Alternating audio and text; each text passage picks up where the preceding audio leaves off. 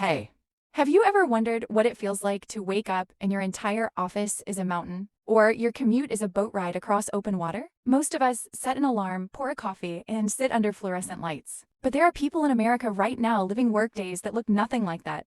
People whose jobs sound like they were pulled out of an adventure novel, but are very much real, very much demanding, and honestly kind of beautiful. Let's talk about them. Start at the edge of the water, somewhere off the coast of Maine, or perched on a rocky spit of land in the Pacific Northwest. There's a lighthouse keeper beginning their day before sunrise. Now, most lighthouse keeping today is automated. The Coast Guard handles the mechanics, but there are still a handful of civilian keepers, often employed by historical preservation societies, who live on site and maintain these structures. And their mornings are unlike anything most of us will ever experience. The first thing they do, before coffee, before anything, is check the light. Did it run through the night? Are the lenses clean? Is there salt crust on the glass from last night's wind? Because a lighthouse isn't a decoration. It is a warning system. Ships use it. Fishermen use it. And if it fails, people can die. That weight sits with you when it's your job to make sure it doesn't. After the light check, keepers do a full walk of the property. The foghorn station, the generator room, the seawall if there is one. They're looking for storm damage, erosion, anything the night threw at them. On bad weather days, this walk is brutal. Wind that shoves you sideways. Rain that feels horizontal. On good days, they're watching the sun come up over the Atlantic or the Pacific with nobody else around for miles. Both of those things are true of the same job. Then comes the part people don't expect: paperwork and tourism. Many lighthouse keepers serve as informal historians and educators. Visitors come. School groups come.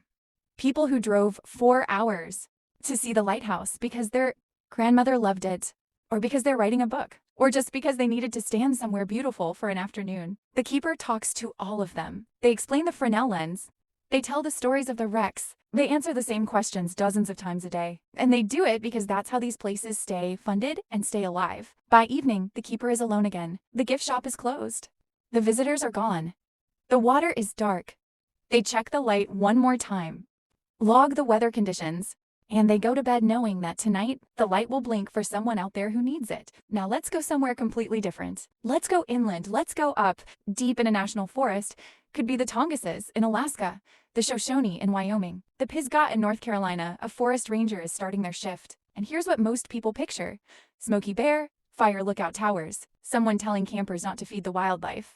That's part of it, but the actual scope of a forest ranger's day would genuinely surprise you. They are simultaneously a law enforcement officer, a scientist, a first responder, a teacher, an environmental investigator, and a trail maintenance crew. Not in a week. On a given Tuesday, a ranger's morning might begin with a report from overnight: illegal campfire in a restricted zone, a hiker who didn't come back when they said they would, a bear sighted too close to a campground 3 days in a row, which means the bear has started associating people with food, which means the clock is ticking on that situation.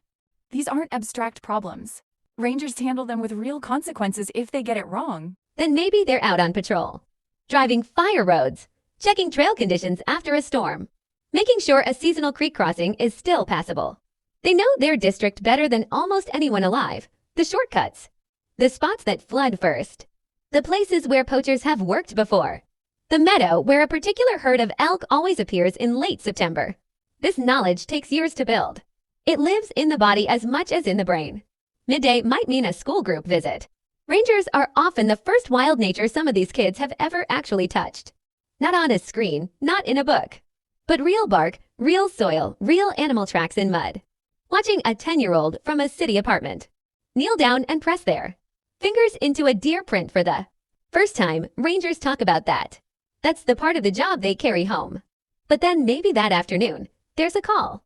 A hiker with a broken ankle 3 miles into a trail with no vehicle access. The ranger goes in. They're carrying first aid gear. They know how to communicate with emergency services. And they know how to keep someone calm while in pain and scared. Or maybe it's a wildfire call, not fighting the fire directly, but evacuating campers, closing roads, coordinating with CAL FIRE or the Forest Service hotshot crews. In wildfire season, rangers can go days without real sleep. And then there are the solitary moments that define the job for the people who love it. The rangers sitting on a ridge at the end of a shift, watching cloud shadows move across a valley that stretches 20 miles in every direction. No signal, no notifications. Just the job and the land and the quiet. But let's add one more. Because America has another job category that most people have never thought about at all. The river rat. The commercial river guide. On the Colorado, the Salmon, the new river in West Virginia, Americas. Rivers have a professional class of people who spend their working lives reading moving water the way a pilot reads weather. A river guide's morning starts before their clients are awake. They are walking the put in sight, checking water levels, studying the gauge reports. A river that was class 3 yesterday can be class 4 or 5. Today, if there was rain upstream, the water doesn't care about the schedule. Then the group arrives, maybe 12 people in 2 rafts. Some of them are experienced. Some of them have never been on a river in their lives. One of them is terrified and trying not to show it. The guide sees all of this instantly, the way a good teacher reads a classroom, and they adjust. They brief the group with the right mix of information and reassurance. They make the scariest parts sound manageable because they genuinely believe they are, because they've run this river hundreds of times. In rain, in drought, in flood, on the water, the guide is never off. Every decision about line and positioning and timing is being made in real time against moving variables. Where is the hydraulic? Is that rock exposed? What's the eddy situation below the drop? And they're doing all of this while keeping 12 people engaged, terrified in a fun way and safe.